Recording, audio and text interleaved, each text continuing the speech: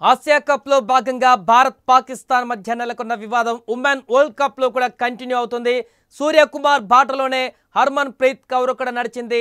Toss గెలిచిన తర్వాత అంటే టాస్ కార్యక్రమం అయిపోయిన తర్వాత ఊహించినట్టుగానే పాకిస్తాన్ కెప్టెన్ కి షేక్ హ్యాండ్ ఇవ్వకుండా వెళ్ళిపోయింది. హర్మన్ కౌర్ టాస్ వేసిన సమయంలో పాక్ కెప్టెన్ తో భారత సారథి హర్మన్ ప్రీత్ కౌర్ కరచాలనం చేయలేదు.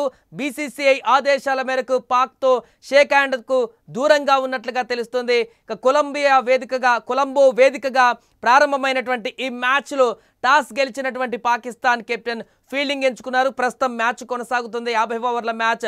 వన్డే వరల్డ్ కప్లో ఈ యొక్క వరల్డ్ కప్లో ఎవరు గెలుస్తారనేది కూడా ఎంత ఉత్కంఠగా మారిందో, ఇండియా పాక్ ఉమెన్ టీంకి సంబంధించిన మ్యాచ్ కూడా అంతే ఉత్కంఠగా మారింది.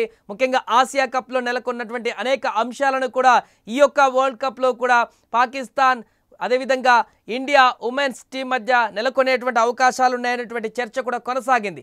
ఎందుకంటే ఆసియా కప్లో అటు పురుషుల జట్టు ఇచ్చినటువంటి కొన్ని విచిత్రమైన సంజ్ఞలు, వాళ్ళు చేసినటువంటి కొన్ని ఉద్రిక్త పరిస్థితులు, ఇక్కడ సౌత్ ఆఫ్రికాతో అప్పుడు ఆడుతున్నటువంటి మహిళల జట్టు, పాకిస్తాన్ మహిళల జట్టు వారికి సంబంధం లేకున్నా కూడా అక్కడ కూడా కొన్ని సంజ్ఞలు ఇచ్చి వారు కూడా కొంత ఓవర్ యాక్షన్ చేశారు. ఈ నేపథ్యంలోనే ఆసియా కప్ ముగిసింది. అక్కడ 3 సార్లు పాకిస్తాన్ యొక్క పూర్తిగా ఆధిపత్యాన్ని భారత్ కొనసాగించింది పాకిస్తాన్ పైన. ఇక ఇప్పుడు ఉమెన్స్ వంతు వచ్చింది.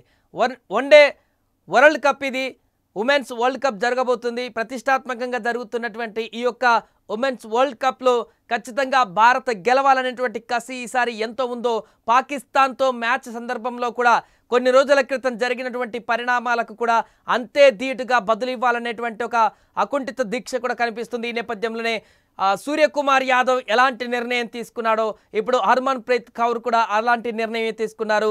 ముందుగా ఊహించినట్టుగానే టాస్ కంటే ముందుగానే చాలా వార్తలు కూడా రావడం జరిగింది. నో షేక్ హ్యాండ్స్ అనేటివి మ్యాచ్లో ఉండవు. ఇంకా పాకిస్తాన్ ఉమెన్స్ జట్టుతో కూడా ఇది కంటిన్యూ అవుతుంది.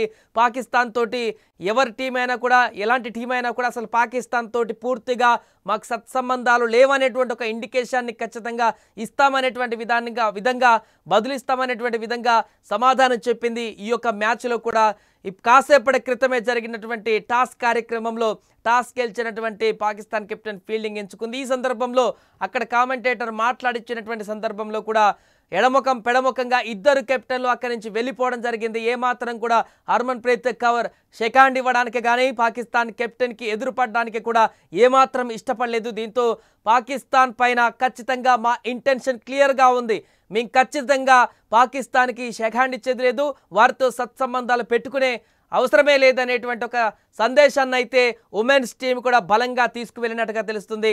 దీంతో ప్రస్తుతం మ్యాచ్ కొనసాగుతుంది. పాకిస్తాన్ పైన ఇప్పటికే పూర్తి ఆధిపత్యాన్ని కొనసాగిస్తున్నటువంటి ఉమెన్స్ టీం కూడా, భారత ఉమెన్స్ టీం కూడా ఇప్పుడు ఆసియా కప్లో పురుషుల జట్టు ఏ రకమైనటువంటి ఆధిపత్యాన్ని కొనసాగించారో ఇప్పుడు కూడా ఇక్కడ ఉమెన్స్ టీం పైన కూడా అలాంటి ఆధిపత్యాన్ని కొనసాగించేందుకు సిద్ధమైంది హర్మన్ ప్రీత్ కౌర్ సేన. ఈ నేపథ్యంలో జరిగినటువంటి ఈ యొక్క నో షేక్ హ్యాండ్, ఈ యొక్క పరిణామం ఇప్పుడు వైరల్గా మారింది. ఇక మ్యాచ్ అనంతరం జరిగేటువంటి పరిణామాలు ఏ రకంగా ఉంటాయో కూడా చూడాల్సిన పరిస్థితి ఉంది. ఇంకా ఆన్ ఫీల్డ్లో కూడా ఏమన్నా రెచ్చగొట్టేటువంటి కార్యక్రమాలకు పాకిస్తాన్ ప్లేయర్లు పూనుకుంటారా లేదా అనేది కూడా చూడాల్సిన పరిస్థితి అయితే ఉంది. ప్రస్తుతానికి స్టేబుల్గా బ్యాటింగ్ చేస్తున్నారు టీమిండియా ఉమెన్ ప్లేయర్స్. అదేవిధంగా మొన్న జరిగినటువంటి గతంలో ఆస్ట్రేలియాతో జరిగినటువంటి మ్యాచ్లో కూడా అద్భుతమైన ప్రదర్శన చేశారు. దీంతో ఈసారి ఉమెన్ వరల్డ్ కప్లో హాట్ ఫేవరెట్ టీమ్గా టీమిండియా బరిలోకి దిగుతుంది. పాకిస్తాన్ పైన భారీ విజయాన్ని సాధించేటువంటి దిశగా ఈరోజు మ్యాచ్ ఉండబోతున్నట్టుగా కనపడుతుంది.